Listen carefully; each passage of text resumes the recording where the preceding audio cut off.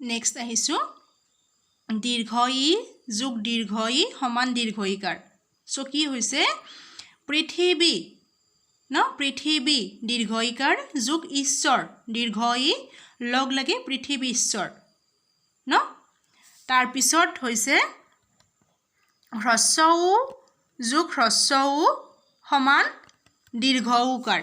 হ্ৰস্ব উ যোগ হ্ৰস্ব উ সমান দীৰ্ঘ উকাৰ ন সো গুৰু যোগ উপদেশ গুৰুপদেশ গুৰু যোগ উপদেশ গুৰুপদেশ নেক্সট আহিছো হ্ৰস্ব উ যোগ দীৰ্ঘ উ সমান দীৰ্ঘ উকাৰ হ্ৰস্ব উ যোগ হ্ৰস্ব উ দীৰ্ঘ উকাৰ হ্ৰস্ব উ যোগ দীৰ্ঘ উ দীৰ্ঘ উকাৰ দীৰ্ঘ উ যোগ দীৰ্ঘ উ দীৰ্ঘ উকাৰ ন সো গুৰু যোগ উপদেশ গুৰুপদেশ ন তৰু যোগ ঊৰ্ধ্ব তৰুৰ্ধ ভূ যোগ ঊৰ্ধ্ব ন ভূৰ্ধ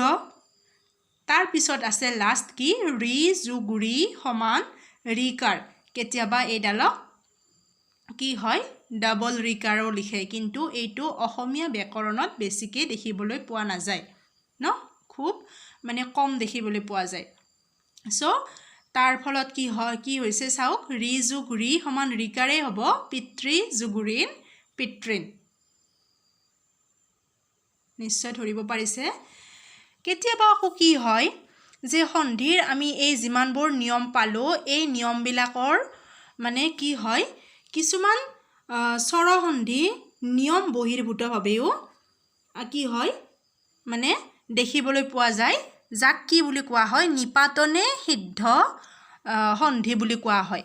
নিপাতনে সিদ্ধ হোৱা বুলি কোৱা হয় যিবিলাক নিয়ম বহিৰ্ভূতভাৱে হয় বা লগ লাগে ন যেনে আমি কি ক'ব পাৰোঁ গো যোগ অন্তস্থ জ গব্য ন অক্ষ যোগ উহিনী অক্ষৌহিনী এনেকুৱা বহুত শব্দ আছে স্বৰ যোগ ইৰিণী ন কি হ'ল চৰণী এনেকুৱা ধৰণৰ বহুত শব্দ আছে মানে যিবিলাক নিয়ম বহিৰ্ভূতভাৱে হয় ন সো আশা কৰিছোঁ ভিডিঅ'টি ভাল পালে মই নেক্সট ক্লাছত কি ব্যঞ্জন সন্ধি আৰু বিসৰ্গ সন্ধি সম্পৰ্কে আলোচনা কৰিবলৈ চেষ্টা কৰিম ভিডিঅ'টি যদি ভাল পাইছে তেন্তে প্লিজ